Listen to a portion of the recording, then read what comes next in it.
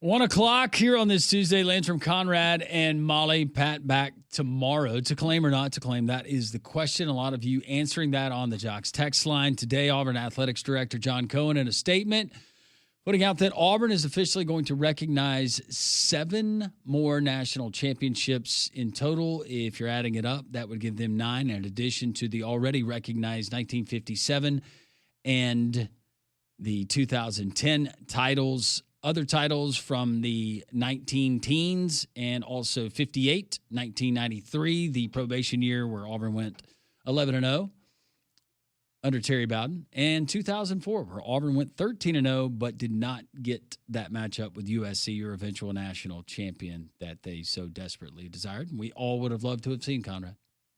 Yeah, no, there's no doubt about it. And I agree with everything that you said earlier, right, about you would argue with a brick wall that 2004 team deserved an opportunity to play in that game. And not only did they deserve an opportunity, but you think that they would have had a really, really good chance of winning that football game. In my mind, nobody was beating that team that year. Yeah, and nobody, and like we've talked about, no one can take that feeling away from you and what your memories are of watching that football team. And if you want to go and debate with the wall that they should have, or they should claim the national championship that year, then you can absolutely do that. But yeah, and I don't debate with walls. No, but there's a lot of people that do. There are people that will. A lot of people that do. But that's something that, we'll get into it with Demetri Ravanos, who is a very talented individual, knows this state quite well. He's a University of Alabama graduate, which is perfect timing, Demetri. He's also the host of the college football Bubble Bath and SEC Unfiltered. He joins us on the Higginbotham Hotline. Are you up in arms right now that Auburn is claiming these national titles? I am not up in arms about them claiming national titles. I believe college football is at its best when people are doing incredibly stupid things. And if UCF can claim 2017, why can't Auburn just make national titles up out of thin air? I am up in arms about your insistence that nobody was going to beat that 2004 Auburn team. That is absolutely rewriting history on that 2004 USC team. In my mind, nobody was going to do it. Sorry, in Demetri. my mind, Auburn doesn't even touch the ball in that game. See? There you go. Yeah, I think that 2004 USC team, they're not 01 Miami. They're not 19 LSU or 20 Alabama, but that was, in terms of college football, man, that was some elite talent gathered together. So with you being an Alabama graduate, Demetri, I'm just curious, when you tell people Alabama has won blank number of national championships, what number do you claim for Alabama? Oh, I claim 18 because they did the revision before I even got to school there. So who am I to argue? Okay, there you go. So then by that metric, then we have to give Auburn the 9, right? Yeah, who are we to argue all of these other ones, right? Yeah. No. I'm with you. I'm saying Auburn should absolutely claim them. I think they get to claim 04 because they never played that game.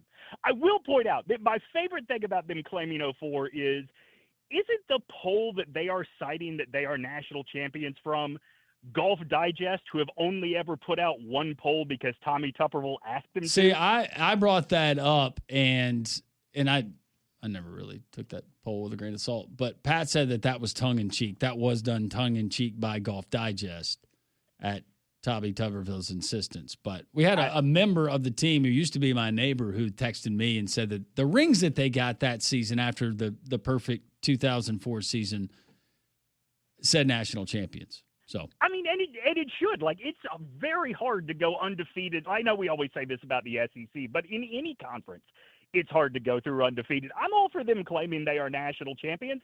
I just think if that were really done tongue-in-cheek, that cover of Golf Digest would not still be hanging in Tommy Tuberville's office in Washington. That's or yeah. Maybe I should say if Tommy Tuberville were in on the tongue-in-cheek joke, it would not be hanging in Washington in his office. Yes. So, okay. So let me ask you this, Demetri. So with Auburn making this announcement earlier this morning, this is a question that we've kind of bounced back and forth here.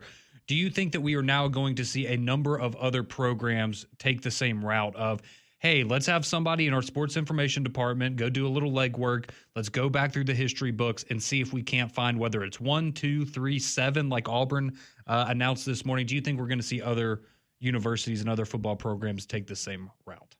Well, you have had other schools do it in the past, right? Like even on the outside of Kyle Field, doesn't A&M claim a Big 12 championship where they just got to the game in 98, right? Like, I think they claim a division championship as a conference championship. This has been going on for a long time, I think, because you literally quadruple the number of championships you claim. Auburn's really sticks out.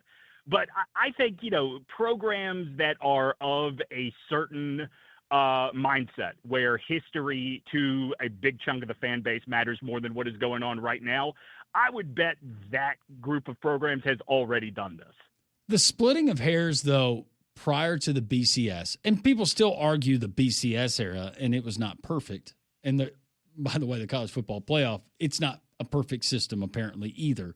But prior to that, you had the AP and the UPI, and those votes coming in. But wasn't that precisely the reason why we went to the computer system, the computer models, is how we decided champions? And there were so many discrepancies with past championships that schools were trying to claim back to the 1900s and even before then?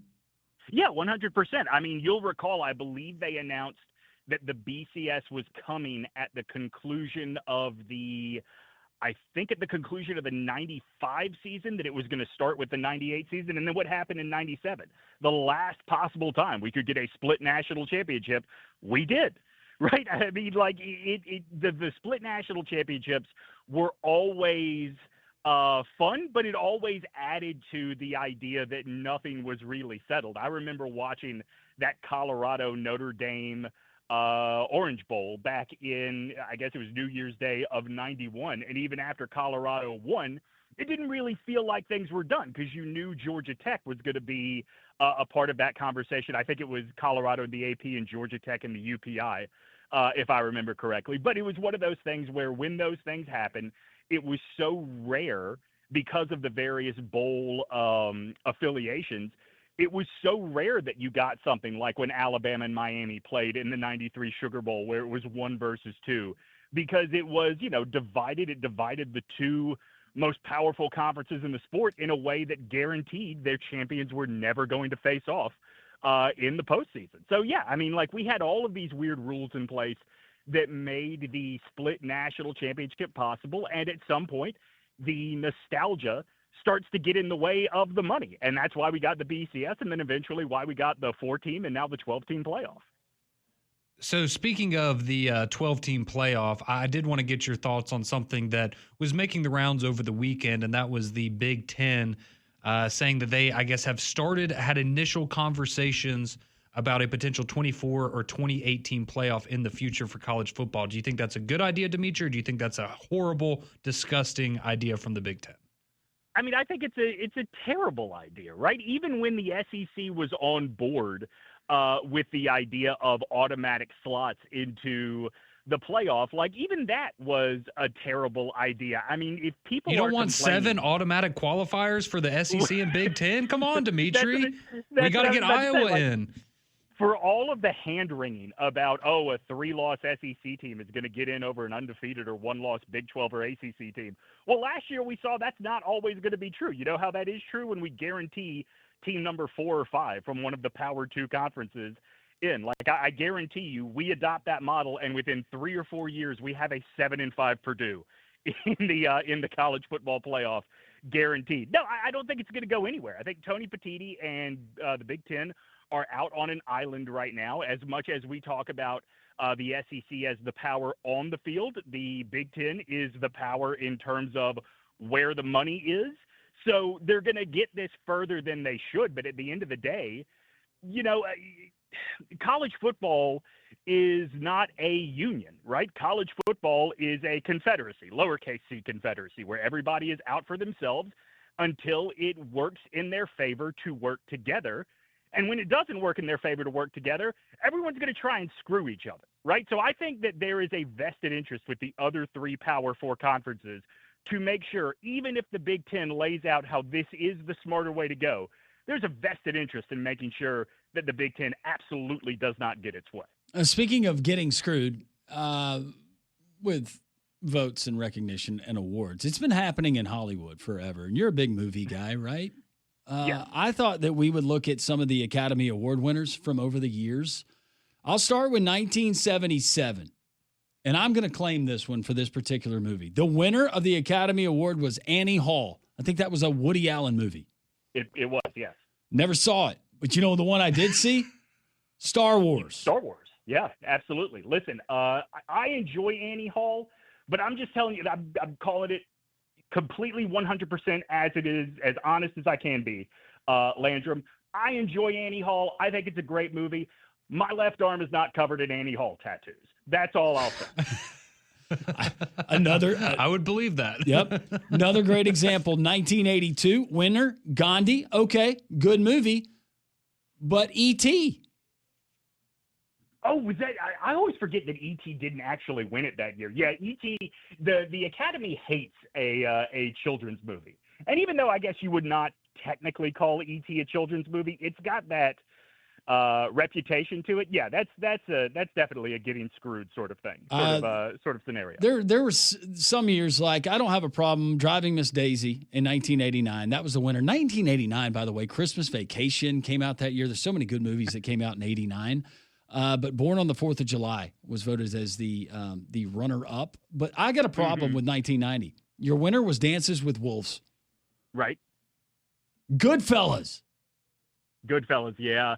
And do you have in front of you, what else was nominated that year? Let's see if I can find it. Oh, okay, if you don't have it, no worries. Goodfellas is all the argument you need. I seem to recall there is another, like, Can You Believe Blank never won an Academy Award that came out in 90, but I can't place. Oh, is that Dead Poets Society? Maybe. That wouldn't have been the one I was thinking of, but that sounds right in terms of timing. 1990. Oh, goodness. It just redirected me, but there were a ton of different movies that were, notable movies. I was about to say, I think Field of Dreams was nominated that year as well. You had Dead Poets Society, Field of Dreams, My Left Foot, Born on the 4th of July, and the winner was Driving Miss Daisy. What, in 90 it was Driving Miss Daisy? So was it 91 then was Dances with Wolves? Dances with Wolves was listed. Where did I have that? That was actually listed as 1990 as well. So 90. Oh, okay. All right. Well, there you go. Where are you at on 99? Shakespeare in Love over Saving Private Ryan? Yeah, that's the biggest snub of all time. That's my favorite movie of all time is Saving Private Ryan, but the fact that it didn't win Best Picture is really pretty bad. In my opinion. I know that it's the one that everyone is up in arms about. I am of the belief that after the invasion of Normandy, Saving Private Ryan gets really boring. I have always said that 2 years later, when Gladiator wins, Gladiator is a very entertaining movie. You will never convince me it's a better movie than Traffic. Traffic is an excellent movie. Traffic was a great movie. Trying to find any others that might resonate with you. You're not mad that Citizen Kane didn't win Best Picture in 1941, Landrum? Come on. It keeps me up at night. I know that's the one that's really everyone's screaming at their radios right now. Why are we not talking about Citizen Kane? The point being, people have been getting snubbed for a long time. Sure. And it's time we rewrite some history. You've got something to write. You got your college football bubble bath that's going to be coming out. Do you want to give us a sneak peek of what we could be getting? The best sort of tip of the cap I can give you is I think it will probably be about what it is we are talking about with the claimed national titles. I, by the way, was on board that 2 years ago, even though they missed out on the playoff, Florida State should have claimed a title because who cares? Do whatever you want in this sport. It's Landrum. I'm going to tell you what I've told many of my teachers. In my head, this is great, but I have not actually done any of the work yet for college football bubble bath this week. Knowing that Michigan had a sign stealer, and they still won a national title. Well, they took USC's away in 2004, but Michigan gets to keep theirs from 2 years ago. Yeah, here's the argument that I would make going forward if I ever feel like my team got screwed out of a title, a playoff appearance, whatever the case may be. Last week, the NCAA made it very clear they are not doing their job anymore. So why should we go by what their record says the champion was? And why would they do their job anymore? Because every time they try to do their job, I am going to stick up for them a little bit. They get taken to court. Yeah, they get spend sued. millions of dollars on attorneys that continually get beat down in these courtrooms. Why fight it? Just yeah, I mean that's fair. That's fair, right? Like I have a friend that was at school at Louisville when they won the national championship, and he says all the time they took the banner down. That doesn't mean it didn't happen. no, it doesn't. No, you still have the memories. Yep. Yep, exactly. Demetri, we love that you're going to be joining us throughout the college football season here on Tuesdays at this time, and the college football bubble bath, SEC Unfiltered, for folks who have not seen it. Just give them a quick trailer on what they can expect week to week. Yeah, just me in a bathtub talking about college football. Sometimes it's silly, sometimes it's real ball talk, but it is always half nude. I can promise you that much. Yes, it is, and we can promise you as well. We have to do prep for this segment. That was a great promo. I'm sold. Yep. And you have to feature the tattoos on the left arm in this next one. Oh yeah, I'll make sure they really get in camera. I've got Chewbacca on the forearm, and I've got 2 lightsabers on my shoulder. All right. And maybe save your opinion of after the storming of the beach on Saving Private Ryan. Maybe just keep that one in there. Listen, I'm right. You'll all wake up to it eventually. I'm not saying Shakespeare in Love is excellent. I'm just saying Saving Private Ryan is fine. Let's not overinflate it. Demetri, thank you. We appreciate it. All right, boys. Demetri Ravanos, college football bubble bath on the Higginbotham Hotline. You deserve solutions that are built for you. Higginbotham's your one-source solution for insurance, financial, and HR services. Yeah, you'll never convince me that Saving Private Ryan isn't one of the greatest movies of all time. Well deserving of the Best Picture in 1998, but to each their own. I've never seen it. Oh, Molly. There's also a lot of movies I haven't seen. You never have to watch that in history class? I don't think so. I feel like Spielberg just got screwed a lot. You want to talk about somebody that could claim some national championships? And I know that there's a theory out there on why. Yeah. But yeah, you can't convince me on the Saving Private Ryan one. But there's a lot of those people we've gotten some over the text line of people sending their thoughts in on ones that got snubbed. The Grammys, I brought that up. You really want to get into it. Let's go look at the Grammys. I know maybe music's a little more opinion based, but there's a lot of snubs in history, but we'd love to hear from you. More of your thoughts on Auburn claiming 7 national championships. You can also chime in on the conversation. Best pictures, Grammy nominations, other snubs throughout history that we're overlooking. We'd love to hear from you.